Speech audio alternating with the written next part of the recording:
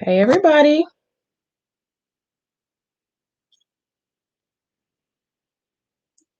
Hey everybody. So I'm live on my computer and my phone. So hope everybody can hear me.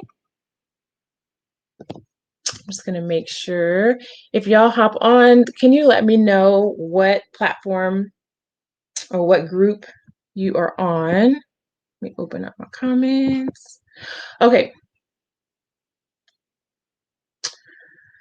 so you guys, my name is Stephanie, and I am a registered dietitian. I'm a nutrition and mindset coach online, and we're going to be talking about diabetes and diabetes education today. So if you are watching, say hello. So I'm using a third party. I'm using a third party software. So if you could please allow StreamYard to see your name so that I can know who is commenting. That would be amazing. So let me make sure I am on. Okay, so I'm live. I'm live on my personal page. I'm live on my business page on Facebook, Fit Culture for Her. I am live in my group, Fit Culture for Her, and also in Black Women Workout. So thank you to the administrators for allowing me to serve you in this way and to go live in the group. So I want to make sure that I say this, I'll probably say this a few times. I am using a third-party software. So I would love it if you would allow StreamYard to see your name and so that I can know who is commenting. So I see some comments coming in. Just make sure that you put you allow StreamYard to see your name so I can see who is commenting. Okay. I don't want to miss any comments, but I'm multitasking right now. So we're gonna get started in just a second. Y'all give me a second.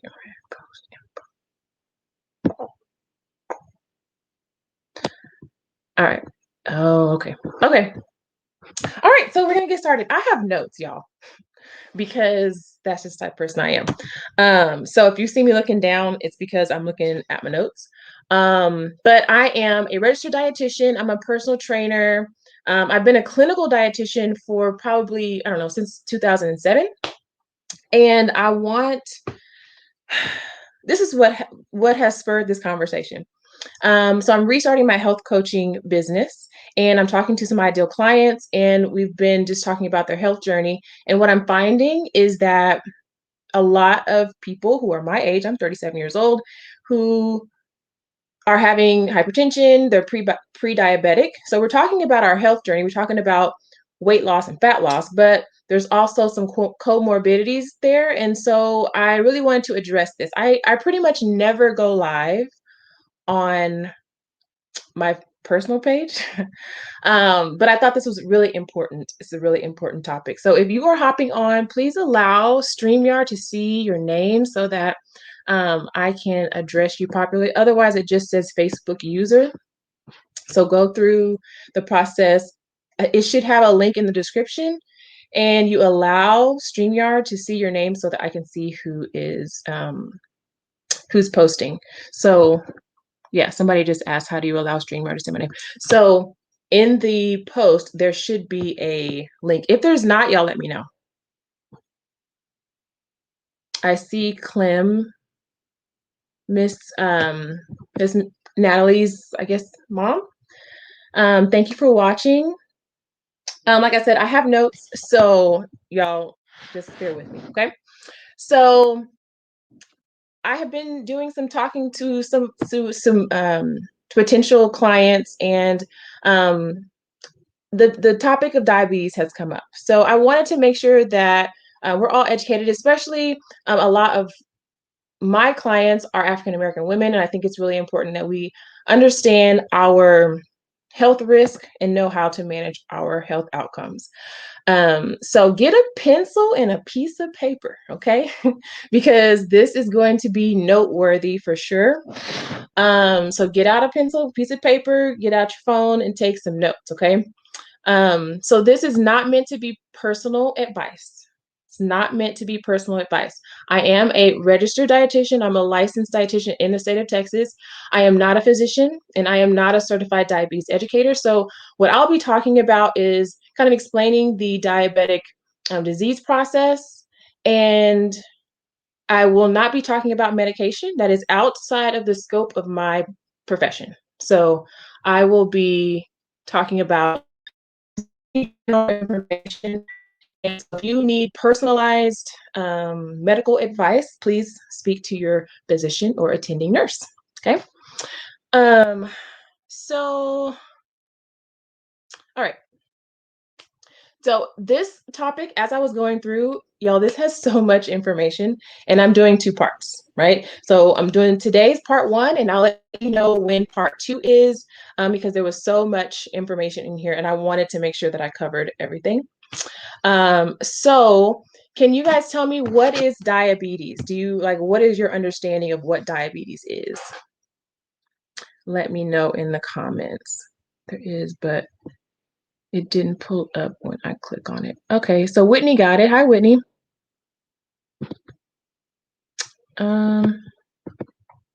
What is diabetes? Can you tell me, like, in your own words, like, what you think diabetes is?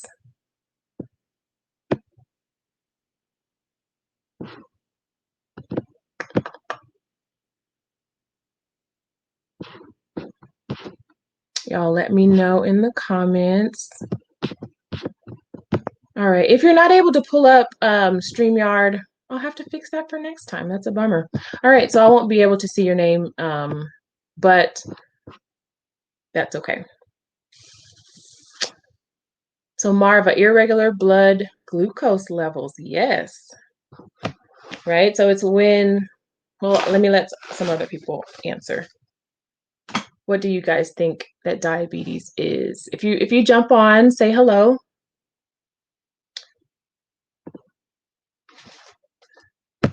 Because I hear a lot of different ways, I guess, of it explaining, and I want to make sure, I want to see like what your initial level of understanding is. And I would love for you guys, as I'm talking, ask me questions. Even if I can't see your name, I'll address it and answer your question.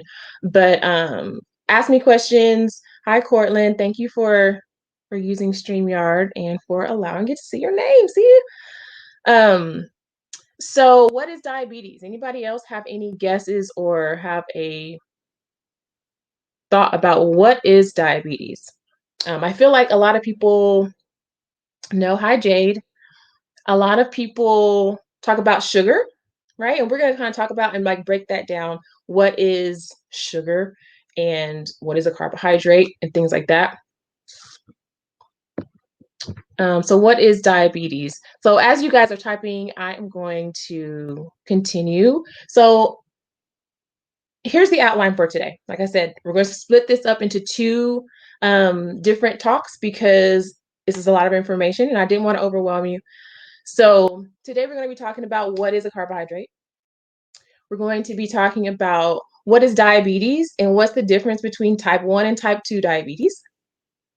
We're going to be talking about the risk factors for diabetes, the symptoms, and we're going to discuss the labs that you need to be aware of when you go to the doctor, because I feel like a lot of times we put too much hope and trust, and we do want to go to doctors that we trust. We do want to go to the doctor, but we put too much hope and trust in other people to know and to tell us what to do.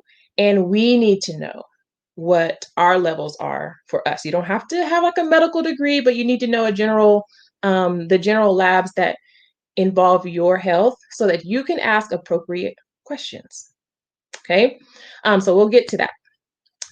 So someone commented decreased or no insulin production to help regulate blood sugar levels. Yes, that's a great definition. If you could you allow StreamYard to see your name so I can see who is commenting? Cortland said, old people used to say it's high sugar. Yes. So that's kind of the definition that I have always heard people use, talk about sugar, right? We're going to get into all that. So what is a carbohydrate? What is a carbohydrate? So to understand diabetes, we really have to understand what actually is going on in our body and how our body is supposed to process carbohydrate, how it's supposed to process different foods, and how our body acts differently when we have diabetes. So I want to first say that there are carbohydrate foods, right? So we know like bread, it's a carb. But many foods also have, okay, Natalie. All right, that's okay. Many foods also have all three macronutrients: protein, carbohydrates, and fat. Okay, so we don't get calories from any other source other than protein, carbohydrate, and fat. Okay, so vitamins don't provide calories. Um, Minerals don't provide calories like iron or things like that. The only thing that has calories and that we utilize for fuel in our body is protein, carbohydrate, and fat. Okay, those are the three macronutrients. And it is particularly important when you're talking about diabetes to really discuss carbohydrate, right? But protein and fat are also really important in terms of what we put in our plate. And I will discuss more about that in a minute. So when we eat, we put, food in our mouth, we swallow, it stays in our stomach for a certain amount of times, and then it goes down the digestive tract and down the poop chute, as my kids call it, right? So the whole goal of the digestive tract is really to dissect and pull out the nutrients in our food that we are eating, right? So hopefully we're eating really nutrient dense food so that our bodies can extract all of the vitamins, minerals, antioxidants, all the good stuff out, right? And then we eliminate or defecate later, right? So the primary concern for diabetics is carbohydrates. So I pulled out my son's blocks to kind of help us illustrate today. Okay, so in terms of carbohydrates, we're going to be talking about sugars. I have whole banners for this, y'all, and I totally forgot about it. Hold on.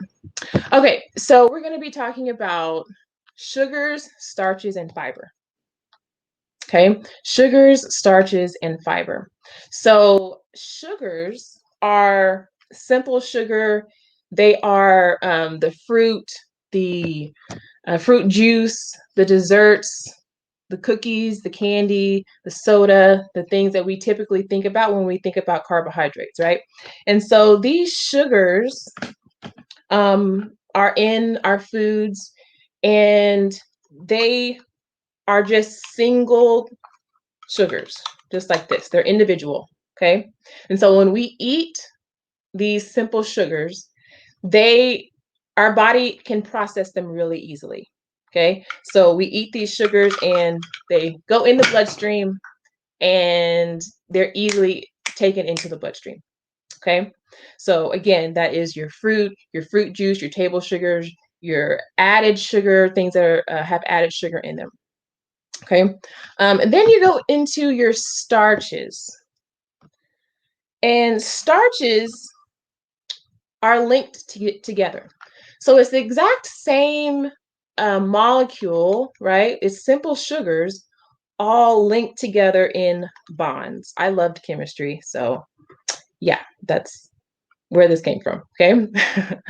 So when we eat starches and things like whole wheat pasta and brown rice and starchy vegetables, oatmeal and things like that, our body takes longer to process, right? So our body has to now break these bonds, right? It's going to take me a lot longer to take off each one of these, and this is going into the bloodstream, right? It's going into the bloodstream. So this is going to take me longer. So when we talk about high blood sugar or high glucose, we're talking about the amount of sugar or glucose in our blood at any given time. And it comes from our digestive tract and what our bodies was able to extract from the food. Okay, so the reason why simple sugars are not as desirable, especially in terms of diabetes and in weight loss, is because um, once they enter into our bloodstream, it signals other reactions like insulin, and we're going to get into that in a little bit. So, does that make sense? Let me go back to the comments and just make sure. Does anybody have any questions about that so far? So, y'all make sure y'all ask questions. I'm going to go back to my banners, but if y'all have questions, y'all let me know. So, hopefully that makes sense. Okay. So, as you can see, it's going to take me longer, right, to take apart all of these pieces of sugar and dissect them, and now it's in the bloodstream. And that's kind of what we want. That's the goal. Okay. And so then we have our fiber. So fiber comes from plants, it comes from nuts, seeds, beans, whole grains. Okay. And fiber is not something that is digestible. So we eliminate fiber down the poop chute, as my kids would say, right? So we don't have like fiber running through our blood vessels.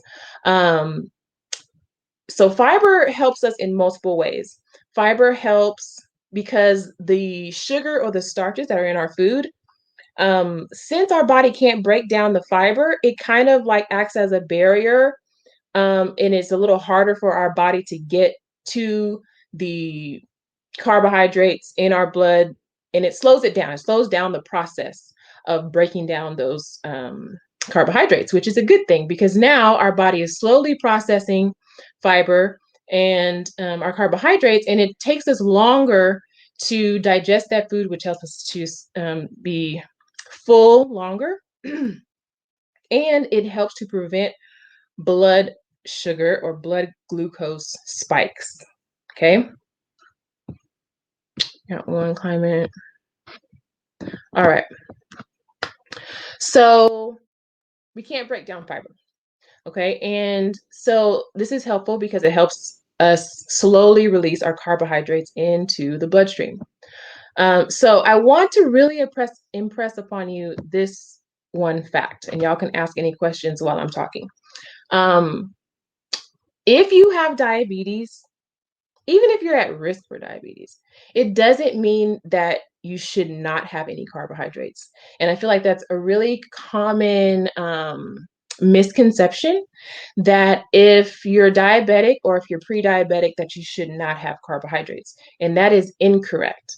Our body need carbohydrates, right? Our brain needs carbohydrates, and it uses carbohydrates as fuel. So, in terms of, I know keto is a big thing right now, and keto is not no carbs, right? It's a little bit of carbs, but keto is a whole another situation. I have lots of feelings about keto, but so I want to make sure that you're very clear. It does not mean that you don't need any carbohydrates. You do need carbohydrates, but we need to focus on those starches, right? The long chain sugar that eventually slowly get broken down, and focusing on, eating at regular intervals and things like that, when we'll get into that in just a second. Okay. Does this make sense? I'm going to pause. I'm going to pause right now, and y'all let me know if this makes sense to you. See, Natalie, FYI, I had to open StreamYard link in a separate browser for it to work. Okay, did you get it to work? Cool. Y'all let me know if this makes sense. Is anybody confused? Can I move on? Okay, so we just talked about fiber. We talked about, thank you, Cortland. We talked about starches, and we talked about sugar, right? So, so diabetes. There are two types of diabetes. There's type 1 and type 2. Okay, so primarily I'm going to be talking about type 2, but I'm going to touch on type 1 here now. So type 1 diabetes is basically when the cells in your pancreas no longer secrete or produce enough insulin. So this is kind of what happens. When we eat food, it stimulates all kinds of responses in our body.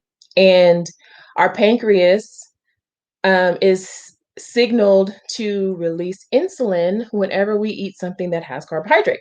And the insulin's job, the insulin is kind of like the Amazon truck, right?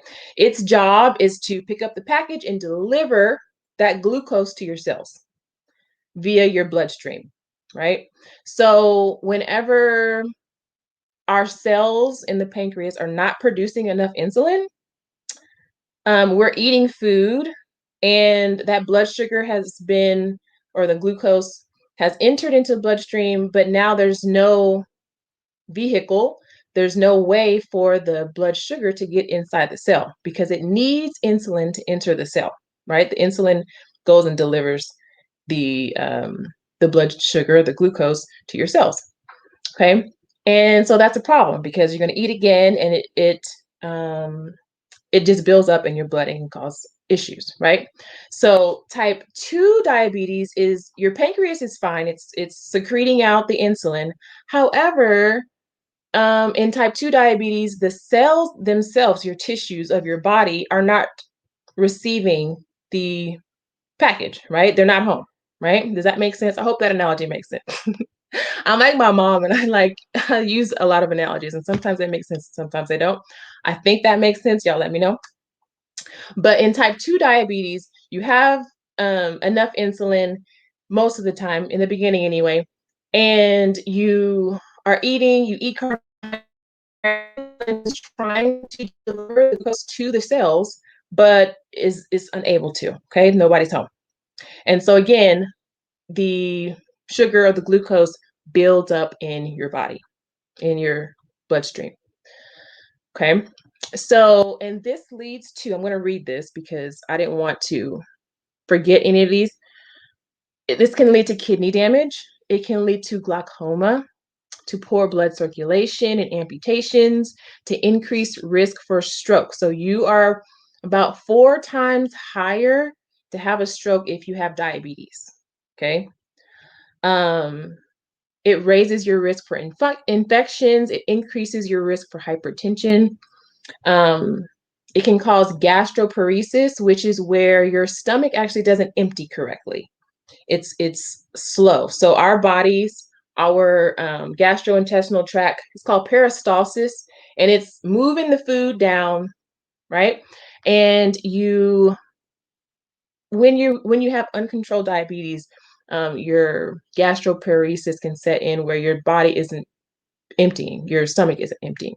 So that can cause bloating and nausea, GERD, which is heartburn, gastro and esophageal reflux disease, and it can cause nerve damage. And that's not even all the things that it can cause. Okay. So what I'm not trying to scare anybody. I want you to know how important it is that we take care of ourselves and how important it is that we know what foods to eat, what's happening in our body, that we're self-aware enough to understand like when you can't feel your toes and that you're checking your feet regularly, right? So any questions? Let me check my phone. Any questions, guys? Am I making sense? Y'all let me know. I hate that there's such a big delay, I think, on these lives. But all right, y'all let me know if you have questions about that. Okay. So we're going to talk about risk factors. So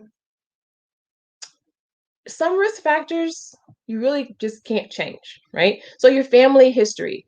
I think diabetes, it affects all of us, right? So we all know somebody that has diabetes, or we have diabetes ourselves, or we know somebody that has diabetes, right? So it affects everybody. Our family history is a factor. So you need to know, like, does diabetes run in your family? If you've ever had gestational diabetes, so gestational diabetes is where you are basically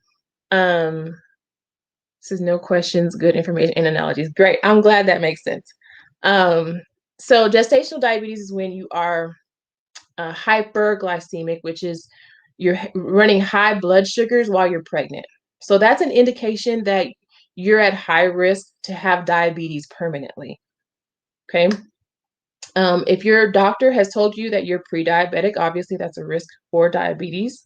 If you're physically inactive, so we should be getting exercise, and I don't mean exercise in the sense of lifting weights or going to the gym or workout.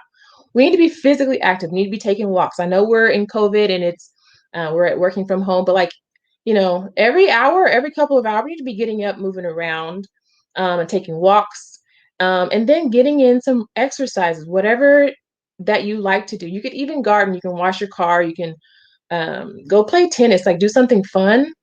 But we need to be exercising and being active every day. Okay. People of color, if you, especially African Americans, we're at high risk for diabetes. Our age is not something that we can change, but our age is a risk factor. The older you get, the more at risk you are for diabetes.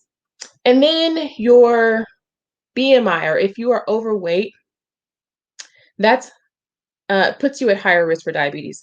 So if you guys have a calculator or you can use your phone, I guess, we're going to calculate our BMI together.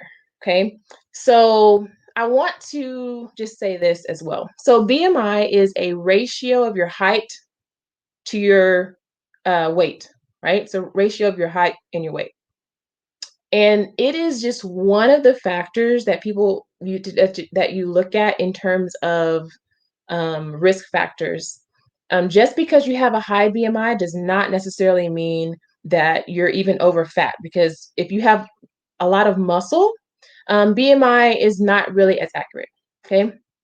So what you want to do to figure out your BMI is take your weight in pounds. So let's say you're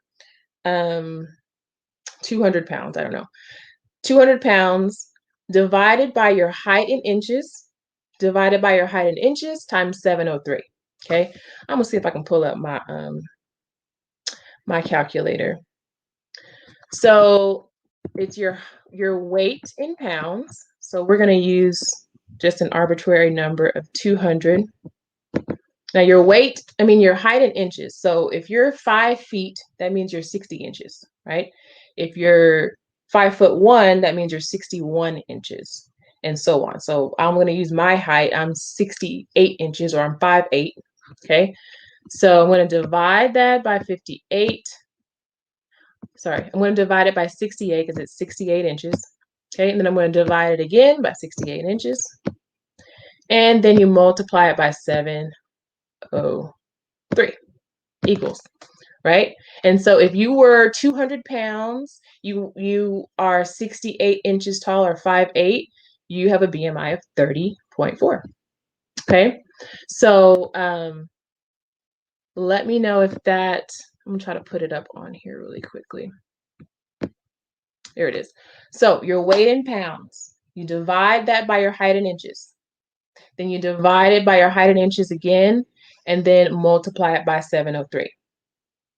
And you will get your BMI. So we look at BMI in the context of everything else, right? So we don't look at that and say, oh my God, I'm going to get diabetes. We look at it in the context of all the other risk factors that I mentioned, and whether or not, you're very muscular, or sometimes if you're like really, really short or really, really tall, BMI kind of is skewed. But it's just an easy, free parameter that your doctor is probably going to use to help you gauge your risk. Okay. So if you have a BMI of under 18.5, you're clinically considered underweight. Okay. You're clinically considered underweight. And with this BMI, they have BMI calculators online too.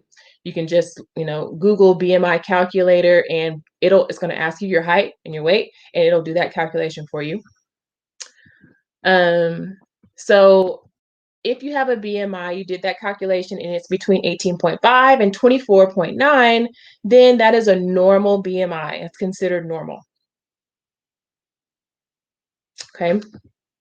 And then if you have a BMI of 24.9 to 29.9, that is considered overweight. And then over 30 is considered obese. And I don't think I have that on here, but over 30 is considered obese, right? So obviously we want to be in the normal range, right? We want to be in the normal range. And sometimes that's a little tricky, right? Sometimes it's a little tricky. And for me, I found that when I worked clinical, it usually kind of underestimated for people of color, but your doctor's probably going to use that parameter. Okay. So let me know if you have any questions about that as I'm going on to the next topic. Okay. So I'm just kind of building up. I want you to really understand like what's going on in your body so that you can nourish your body well. Okay. So some symptoms of diabetes or a lot of people don't know. A lot of people don't know that they have diabetes. So that's one of the reasons why it's so important to go to the doctor regularly, right? You want to make sure you're going to your doctor regularly and you're asking questions, right? Don't let them rush you through your appointment. Like if you don't understand something, ask questions and get copies of your stuff. Okay. So increased thirst is one symptom that you may have diabetes. Increased urination, especially at night. And I'm going to read these because I didn't want to forget anything. Extreme hunger, unexplained weight loss, the presence of ketones in your urine, which that is just a test that they run to see. Fatigue, if you notice that you're a lot more tired and maybe you're having some of these other symptoms and you have a risk factor, you may just, when you go to your next physical, let them know about that. You want to be aware of yourself enough to also tell your doctor, be able to tell your doctor what you're feeling if you've had any changes so that they know what to kind of look for in your labs. Irritability is another symptom. Blurred vision, slow healing sores, and frequent infections. So that can be, in your gums. It can be skin infection, yeast infections, things like that. So you just want to be aware of the symptoms that you may have diabetes so that you can tell your doctor and so that you can be informed about your care. Okay. So I really want to empower you to know your numbers. This is so important because a lot of times I know like my dad, he has diabetes. And so he'll go to the doctor and the doctor will tell him, oh, everything was fine. Or he'll say, well, there was a lab that, we want to check more. Or maybe I'll look at his labs and I'm like, well, why didn't they say anything about this? Why didn't they say anything about this? And he doesn't know. So I want to impress upon you, please, please, please know your numbers. And we're going to go over those in a second. Ask for copies of your labs. So the lab reports that you get, they're your information. And I would get my labs when you go to the doctor, ask for a printout. Now, if you call after your appointment sometime and ask for your labs, sometimes they try to charge you to get your own information. So go ahead and when you go to the doctor, make sure that if you get labs, you take them home with you, you look over them and you ask questions. And also, if you don't know what something means, we have Google, right? We can Google it.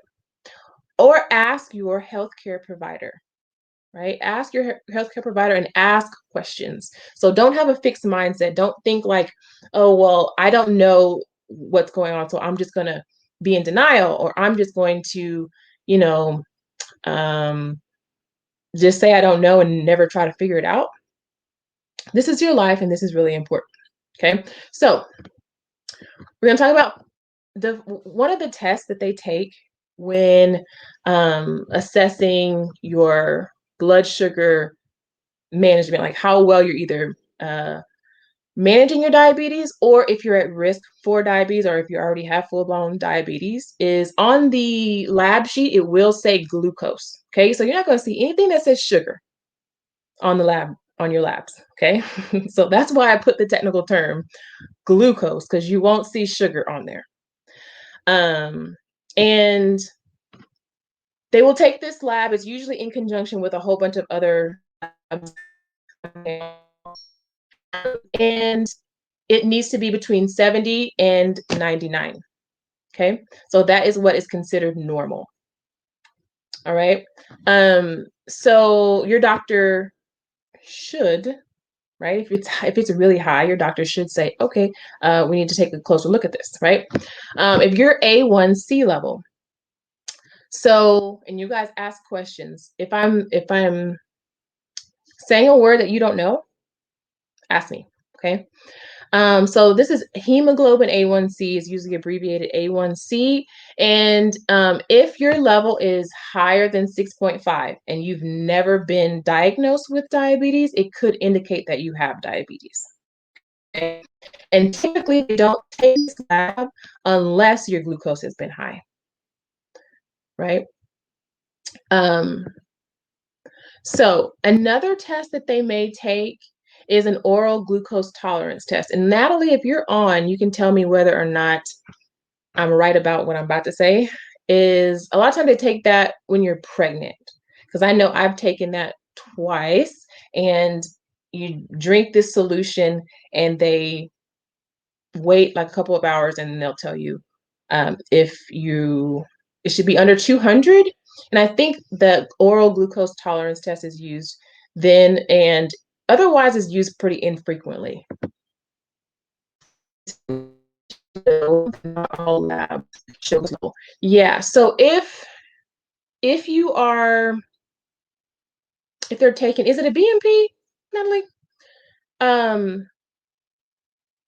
Most consumers are not going to know that, but if you have diabetes, you need to know, like, if they're taking that lab and what your levels are, right?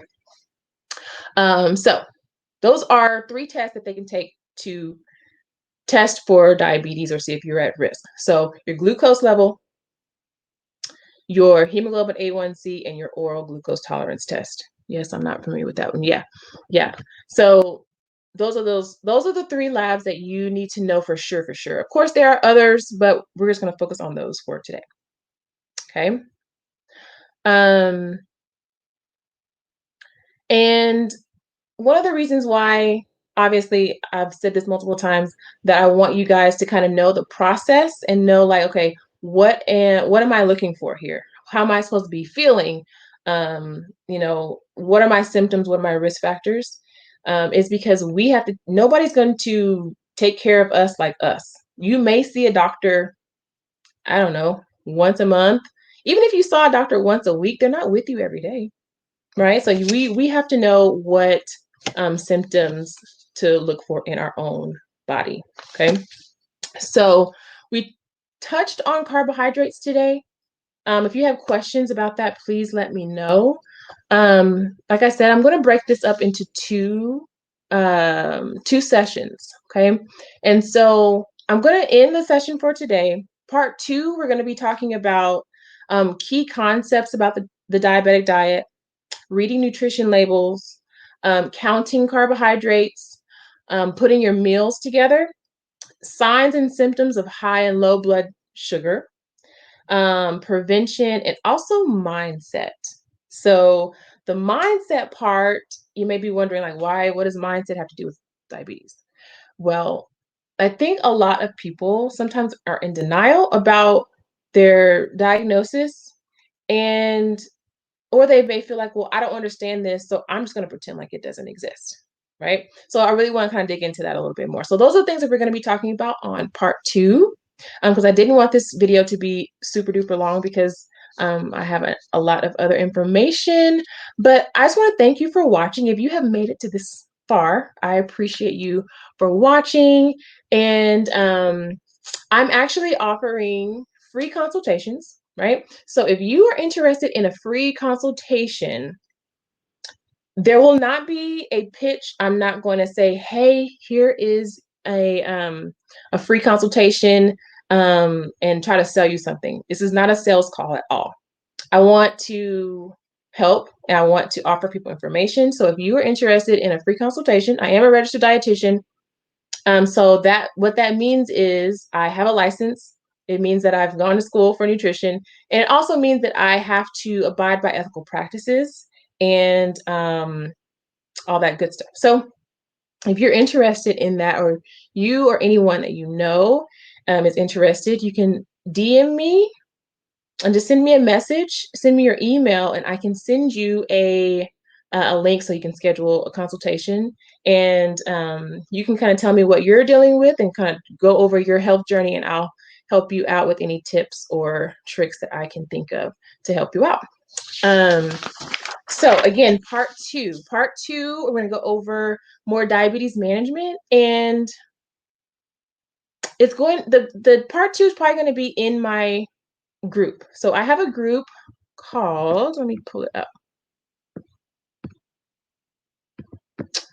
I have a group called Strong to Stronger, and it's a weight loss and mindset sister circle. So if you would like to see part two, which goes over more diabetes management and talks about carbohydrate counting and how to make your meal plan, go over, I guess you can search in Facebook and find me there, join the group, and I'll let you know when part two is going to be happening. And I will also let you know a little known secret about the diabetic diet, right? So if you want to hear about that and come over and join us, let me make sure that I have seen all the comments. So A1C levels are a separate lab. Yes, A1C levels are a separate lab test. And again, they usually only draw that if something was going on with your glucose and it's high, and they want to see what your blood sugars have been. And I don't think I actually even mentioned that. So I think that's Natalie. Thank you for saying that. So just to backtrack just a little bit, the A1C it shows you an average of your blood sugar levels over the last 2 to 3 months. So the glucose test is just a snapshot of what your glucose is at the time of taking the test. The A1C is an average of what your blood sugar has been over the last 2 to 3 months. So that kind of gives a better perspective of if you're always running high, and whether or not your blood sugars have just been high for the last 2 or 3 months. So I don't think I said that earlier. So I just want to make that really clear. So thank you. Thank you, Natalie. Yeah, so you guys, if you have any questions after this broadcast, let me know. DM me if you would like to leave me your email address and we can talk further. And then for part two, you can see me over at the Strong to Stronger Weight Loss and Mindset Sister Circle. It's a Facebook group. So thank you so much for watching, and I look forward to part two soon. I'll let you guys know. So thank you.